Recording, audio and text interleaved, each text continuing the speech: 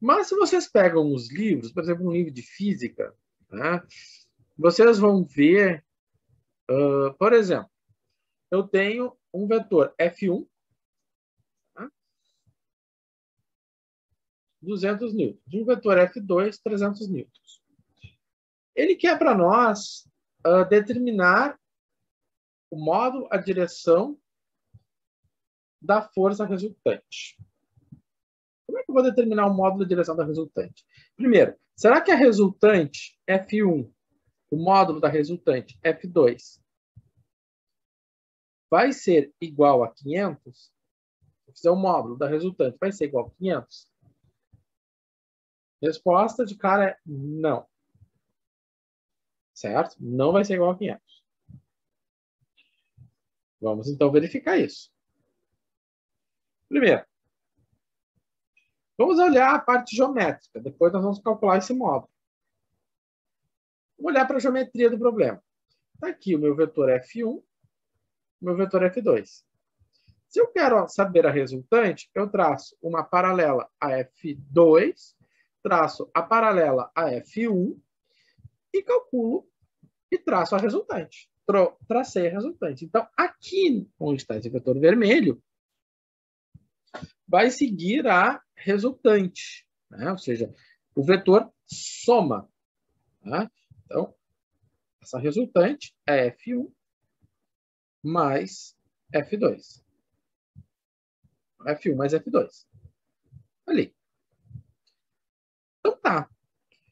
Então tá aqui F1 mais F2. Que a gente vai chamar de FR. Então a força resultante está ali. A questão é, como eu vou calcular agora o módulo dessa força resultante? A pergunta é, como é que fica o tamanho desse FR? Que é o módulo de F1 mais o módulo de F2. Eu não vou somar, né, mais o F2, é módulo de F1 mais F2. E isso aqui não vai, isso aqui é diferente. Você nunca faça isso, porque você pode estar cometendo um gravíssimo erro. Tá? Então, principalmente nesse caso aqui, né? Porque isso aqui, essa soma vai ser igual. Na aula que vem fica mais fácil de verificar quando os vetores estão na mesma direção. Se os vetores estão na mesma direção, isso pode acontecer. Não é o caso que nós temos aqui. Tanto F1 quanto F2, eles estão em direções bem distintas, certo? Então, eu não posso somar. Tá. Então, vamos ver como é que fica. Para fazer essa soma, eu vou ter que determinar o ângulo entre o vetor F1 e F2. E como é que vai ser esse ângulo? Vou chamar ângulo por letra grega. Vou chamar, dar o nome de θ. Como é que vai ser esse θ? Quanto vai medir esse θ? Bom, vamos ver o seguinte. Eu tenho essa peça aqui e dá para ver que eu coloquei o engenheiro adora, e eu já coloquei de propósito um plano cartesiano. Ok. Então, no plano cartesiano, qual é o ângulo entre os eixos? 90 graus, né? Então, se é 90 graus, a pergunta que eu faço é a seguinte. Quanto mede esse ângulo aqui?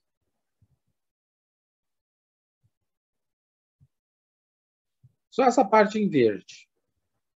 Essa parte em verde, ela mede 80 graus. 80 graus, né? Ela mede 80 graus. Essa parte em verde mede 80. Porque eu tenho 90 e eu tirei 10, né? Então, sobrou quanto aqui? Sobrou 80. Né? Tá. E aí eu tenho a outra parte, que é essa aqui. Que ela está descendo quanto? Ela está descendo 30 graus. Ou seja, ela está descendo mais 30. Então, se ela está descendo mais 30, o total disso tudo vai ser 80 mais 30, né? Então, o θ, né? O meu θ vai ser quem? 80 mais 30. 80 mais 30 é 110. Então, esse ângulo aqui entre os dois vetores é de 110 graus. Certo? Bom, então essa geometria aqui é importante, eu botei de propósito dessa forma, né? Para nós podermos enxergar essa relação de ângulos. E aí, então, aqui está meu sistema de vetores, meu F1, meu F2, o F1 mais F2, ele no meio está nos 110 graus. Então, se eu traçar o paralelogramo, eu tenho esse paralelogramo. O que eu vou fazer? Eu vou fazer uma triangulação. Vocês estão vendo que se eu, dependendo da forma que eu organizar os três vetores, eu vou ter um triângulo. E eu vou organizar eles da seguinte maneira. Se eu trouxer esse meu vetor F2, se eu pegar esse meu vetor F2 e fechar aqui em cima, eu vou fechar um triângulo. E o que apareceu aqui? O que eu sei? Né? Esse ângulo daqui, né? Quando eu pego esse vetor azul e carrego ele para cá, esse ângulo ele vem para cá. Né? Ou seja, eu peguei o meu vetor azul, trouxe ele para cá para ele fechar um triângulo. Quando eu trago ele para cá para fechar o triângulo, vai vir esse ângulo junto, né? Primeiro, porque esse ângulo vem junto, porque eu estou trabalhando com uma reta paralela, eu estou trabalhando com uma reta, né? Ele vai andar em cima dessa reta, né? Ó. E essa reta aqui, da qual eu vou assentar o vetor azul, ela é paralela onde está o vetor azul, ou seja, eu vou preservar o vetor azul em módulo de direção de sentido. Então, esse ângulo aqui é o mesmo ângulo que está aqui. Então, quanto é que é esse ângulo em vermelho? Bom, a gente vai lembrar que o ângulo em verde era quanto? 110, né? 180. O total dá 110, 180, né? O total é 180. Então, esse aqui é 110. O total é 180. Então, aqui eu vou botar meu X. Então, o que eu sei? Que se eu somar a parte azul com a parte vermelha, se eu fizer essa soma, isso aqui dá 180. Então, aqui é 110. Aqui eu quero saber.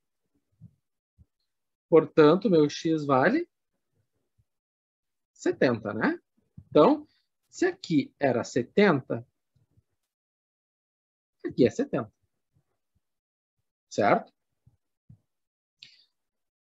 Então, essa geometria que a gente está fazendo aqui, ela é bem importante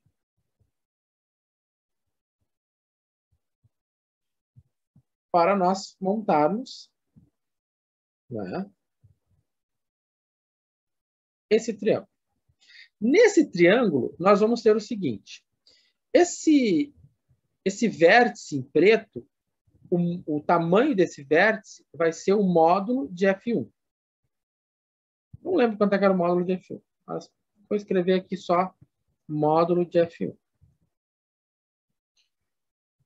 O que está em azul, o tamanho desse vértice é o módulo de F2. E o que está em vermelho é o que nós queremos saber, é o módulo da resultante, que é o que nós queremos saber. Então, nós conhecemos o módulo da F1. Nós conhecemos o módulo da F2. Queremos o módulo da resultante. E aí, aonde nós vamos nos socorrer? Lei de senos e cossenos. Exatamente, exatamente. Lei dos senos e cossenos. Nesse caso específico, nós vamos recorrer à lei do cosseno. Beleza. Então, vamos dizer o seguinte. Como é que funciona a lei do cosseno? Então, a lei do cosseno, ela é uma lei para triângulos quaisquer, como se diz, né? Como assim triângulos quaisquer? Triângulos que não têm nenhuma característica específica, como, por exemplo, triângulo retângulo. Se é triângulo retângulo, nós temos o teorema de Pitágoras.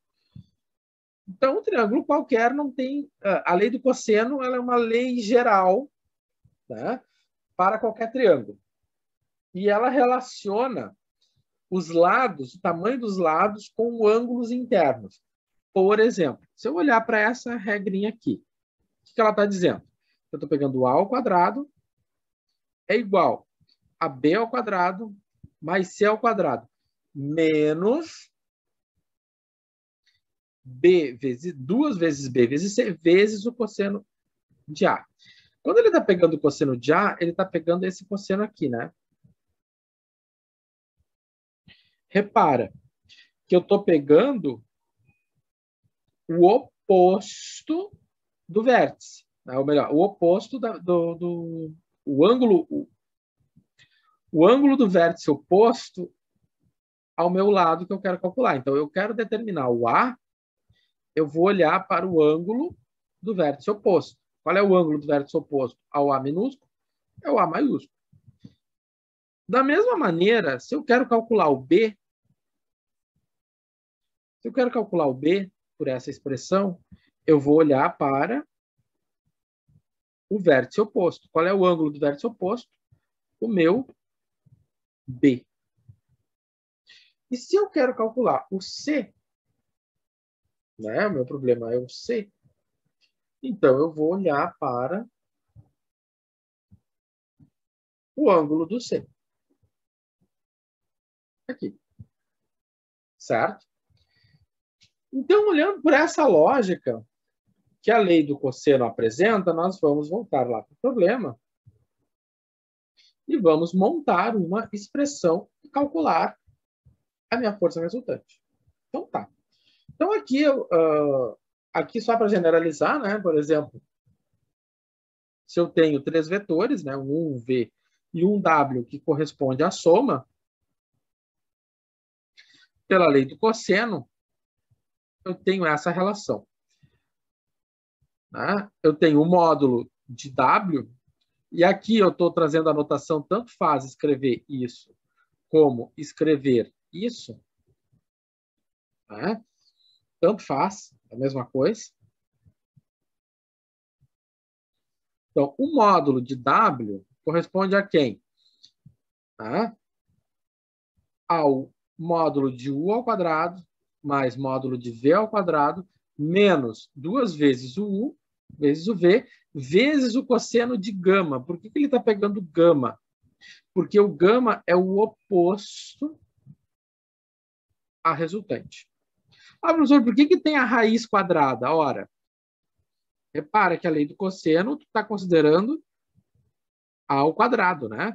Então, se você quiser escrever tal qual está ali, você vai fazer módulo ao quadrado.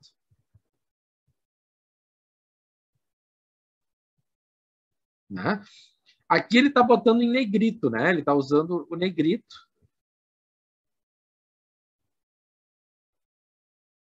Né? Vezes o cosseno de gama. Certo? Bom, então vamos olhar para o nosso problema.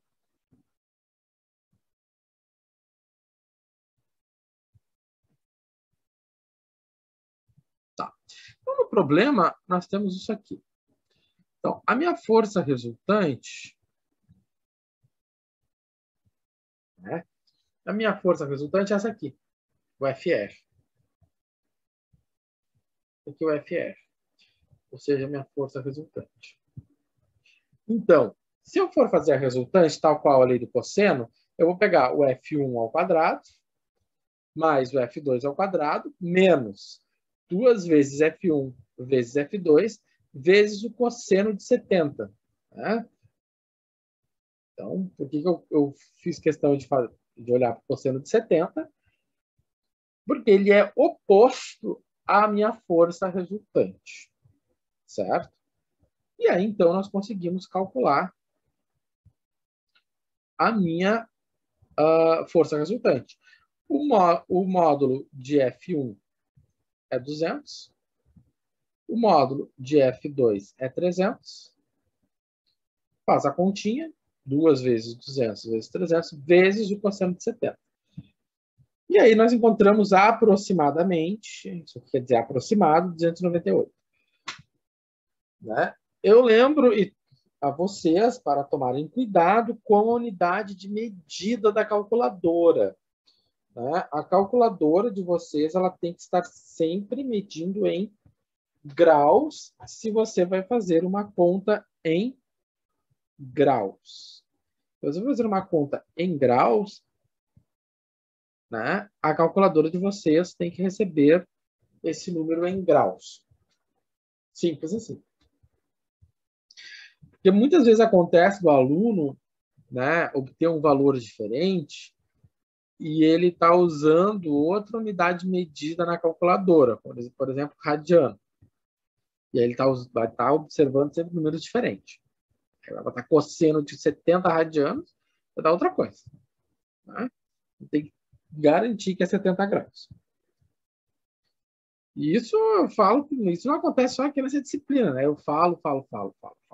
Aqui, aí vocês vão lá para, sei lá, estrutura de aço e madeira, e fazem toda uma prova com a tecla do radianos ligada.